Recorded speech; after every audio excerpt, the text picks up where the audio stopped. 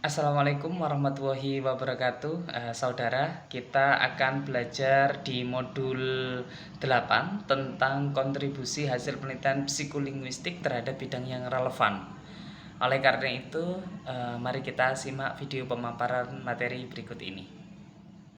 Kali ini kita akan belajar tentang kontribusi hasil penelitian psikolinguistik pada bidang yang relevan. Di modul 8 ini kita nanti akan belajar tentang kontribusi hasil penelitian psikolinguistik pada pengembangan teori produksi dan resepsi bahasa, lalu kontribusi hasil penelitian psikolinguistik pada pengembangan pemerolehan bahasa pertama, dan yang ketiga pemerolehan hasil atau kontribusi hasil penelitian psikolinguistik pada pengembangan pemerolehan bahasa kedua.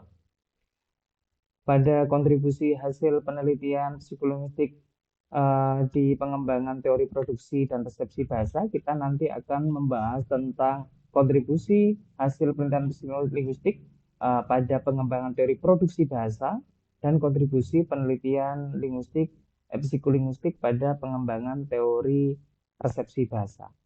Kalau pada pengembangan teori produksi bahasa, kita orientasinya itu penelitian berfokus pada proses kognitif dan fisiologis yang terjadi ketika seseorang menyusun dan mengartikulasikan ejaran.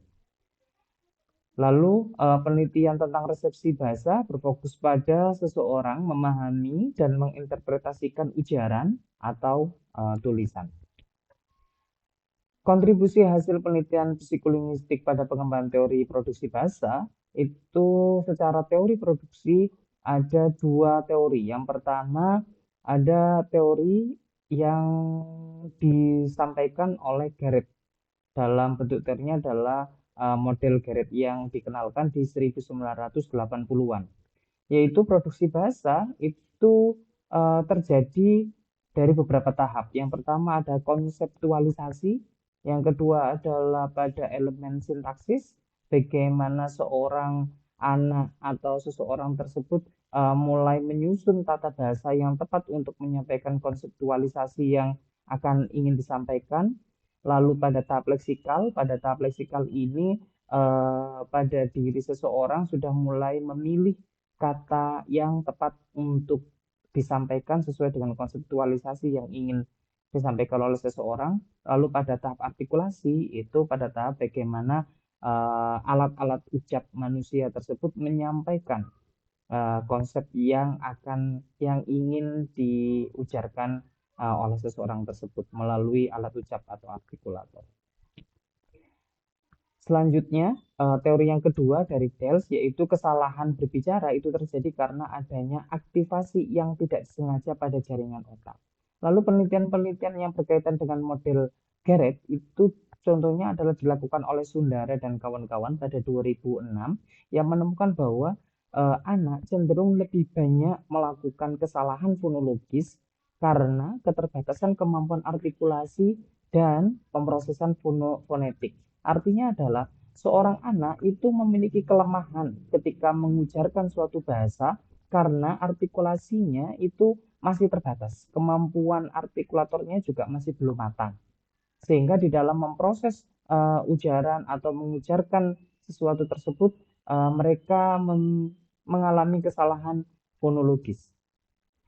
Selanjutnya, penelitian-penelitian yang berkontribusi atau mendukung teori dari Dales dan seterusnya itu ada Motley dan Bars pada tahun 1976 yang menemukan bahwa individu yang mengalami tekanan emosional lebih cenderung mengalami slip of the tongue yang berkaitan dengan isi pikirannya. Level dan kawan-kawan di tahun 1999 dengan menggunakan teknik pencitraan otak menunjukkan bahwa aktivasi di area Broca berperan penting di dalam perencanaan ujaran dan bahwa gangguan di dalam aktivasi ini dapat menyebabkan kesalahan di dalam produksi bahasa. Jadi dua penelitian ini juga mendukung teori dari Dale yang menyatakan bahwa kesalahan berbicara terjadi itu karena ada aktivasi yang tidak disengaja di dalam jaringan otak yang sudah disampaikan oleh Level dan kawan-kawan. Lalu kontribusi hasil penelitian psikolinguistik pada pengembangan teori resepsi bahasa itu Ada dua teori. Yang pertama teori pemrosesan interaktif, yang kedua adalah model revised hierarchical model. Di dalam teori pemrosesan interaktif itu disampaikan oleh Rumelhart, uh, menyatakan bahwa pemrosesan bahasa melibatkan interaksi antara pemrosesan bottom up dan top down. Kalau bottom up itu diorientasikan kepada unsur-unsur linguistis yang berpengaruh untuk mengonstruksi makna. Unsur-unsur linguistik tersebut diantaranya adalah fonologi, morfologi, sintaksis, semantik, dan pragmatik. Kalau top down itu berorientasi kepada konteks dan pengetahuan sebelumnya yang dimiliki oleh seseorang itu dapat digunakan untuk memprediksi dan memahami informasi-informasi linguistik yang diterima oleh dia. Jadi bottom up dan top down ini saling mendukung satu sama lain untuk mengonstruksi pemahaman seseorang terhadap bahasa yang telah mereka terima. Penelitian-penelitian yang mendukung terhadap teori tersebut itu diantaranya dilakukan oleh Denman dan Carpenter pada tahun 1980 yang menguji peran memori kerja di dalam pemahaman bahasa. Hasil penelitian tersebut menunjukkan bahwa individu dengan kapasitas memori kerja yang lebih tinggi itu mampu memahami kalimat yang lebih kompleks karena mereka dapat mempertahankan lebih banyak informasi selama pemrosesan bahasa berlangsung. Nah, kalau lihat dari hasil penelitian Denman dan Carpenter tersebut, dia itu sangat mendukung pada uh, teori pemrosesan pada tahap top down seperti itu. Kalau model revised hierarchical model itu teori tersebut berorientasi pada individu bilingual itu memiliki dua sistem pemrosesan bahasa yang dapat berinteraksi dalam berbagai tingkat dominasi bahasa. Nah, penelitiannya salah satunya dilakukan oleh Abu Telebi dan Green dengan penelitian berbasis neuroimaging, menunjukkan bahwa bilingualisme mampu meningkatkan aktivasi di korteks prefrontal yang berperan dalam pengendalian kognitif dan pemrosesan makna dalam komunikasi multibahasa. Selanjutnya kita akan membahas tentang kontribusi hasil penelitian psikolinguistik pada pengembangan teori pemerolehan bahasa pertama. Kalau pada modul 4 sudah dijelaskan bahwa terdapat beberapa teori-teori di dalam pemerolehan bahasa pertama. Di antaranya adalah teori behaviorisme, teori nativisme atau teori kognitivisme, dan teori interaksionisme atau teori konstruktivisme. Kalau penjelasan di teori behaviorisme itu pada teori behaviorisme ini percaya bahwa seorang anak itu seperti botol kosong yang dia dapat menguasai bahasa, dapat menguasai pengetahuan itu jika diberikan atau diisi oleh air. Sehingga anak tersebut akan sangat bergantung kepada lingkungan, perlakuan yang sering mereka dapatkan, bahkan stimulus-stimulus yang mereka peroleh. Begitu. Lalu muncul respons dan itu dilakukan berulang-ulang kali, diyakini bahwa anak akan dapat berbahasa dengan baik. Maka anak di dalam pandangan behaviorisme ini dianggap sebagai satu pihak yang dia bersifat pasif, yang dia akan diberi, lalu dia akan menjadi banyak. Seperti itu. Nah, penelitian-penelitian yang berkontribusi diantaranya dilakukan oleh Hart dan Risley yang menunjukkan bahwa anak-anak dari keluarga yang lebih sering berkomunikasi dengan orang tua memiliki kosakata lebih luas dibandingkan dengan anak-anak yang lebih sedikit mendapatkan stimulasi verbal. Lalu di teori nativisme itu dengan teorinya language acquisition device atau diyakini bahwa seorang manusia itu memiliki piranti pemerolehan bahasa dan universal grammar. Salah satu penelitiannya adalah penelitian yang dilakukan oleh Yulianto di tahun 2001 yang mengkaji perkembangan fonologis pada anak Indonesia. Jadi hasil dari penelitian tersebut menyatakan bahwa anak secara alami mengikuti pola perkembangan fonologis tertentu yang konsisten dan mendukung gagasan bahwa terdapat mekanisme bawaan dalam otak yang memandu pemerolehan bahasa.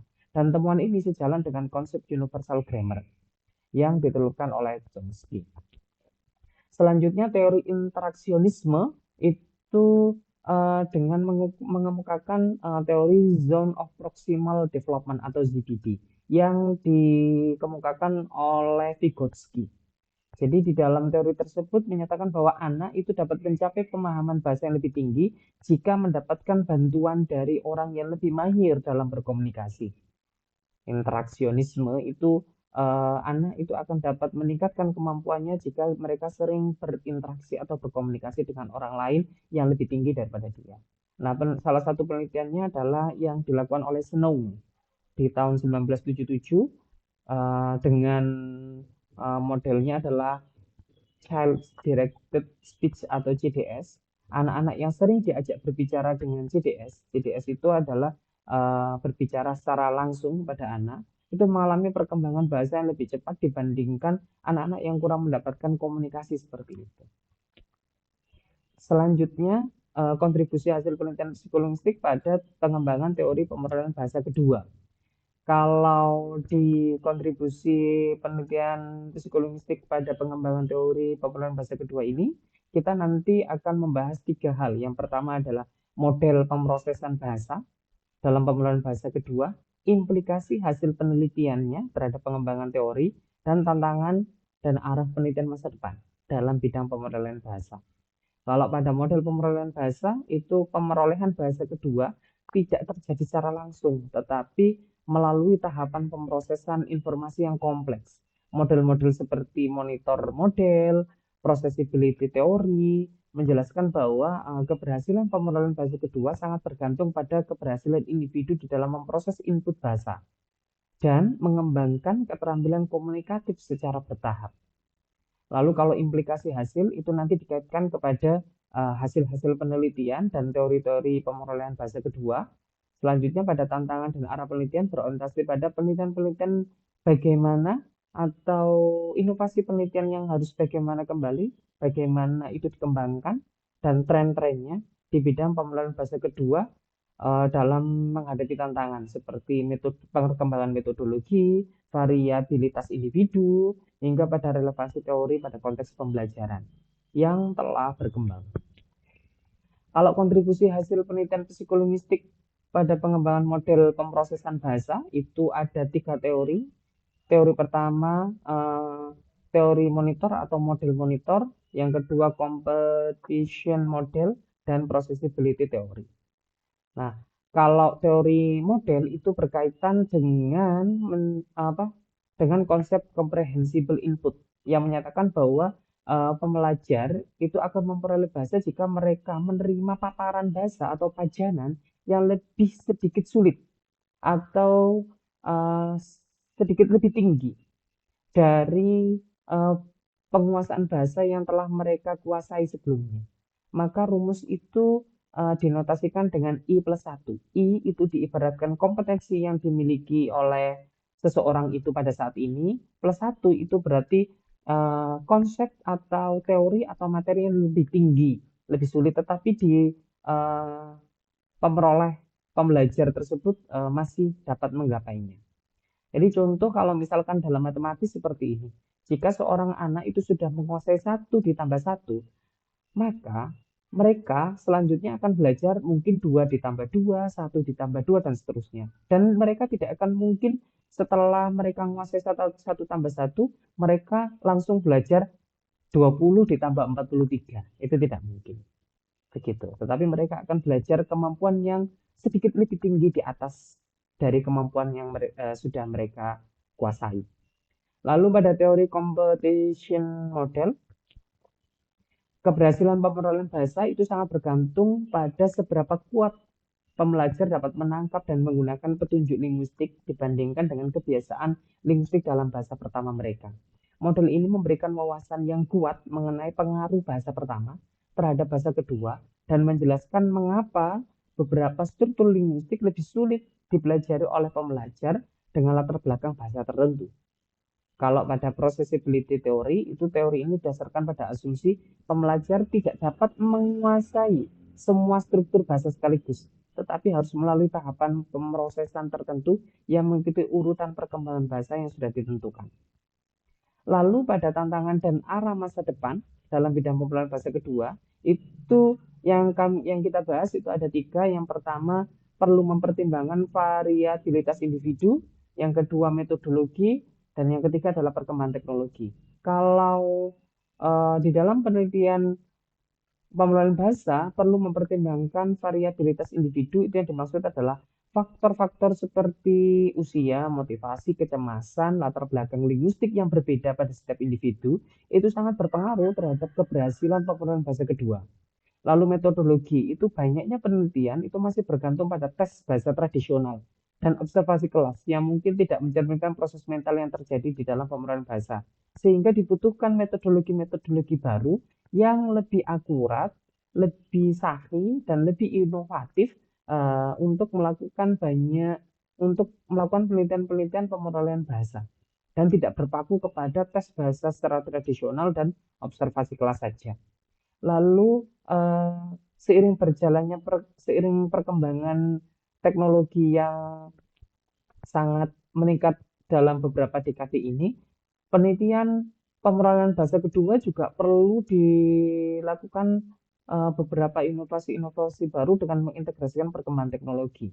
Sehingga perkembangan teknologi dalam pembelajaran bahasa, pembelajaran bahasa dan seterusnya itu juga membawa perubahan di dalam dinamika pemerolehan bahasa yang nantinya berefek kepada perkembangan pemerolehan bahasa secara efektif, terus kemudian cepat dan mampu berkontribusi terhadap teori pemerolehan bahasa.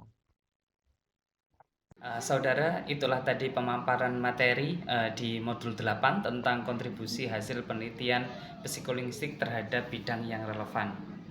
Terima kasih. Assalamualaikum warahmatullahi wabarakatuh.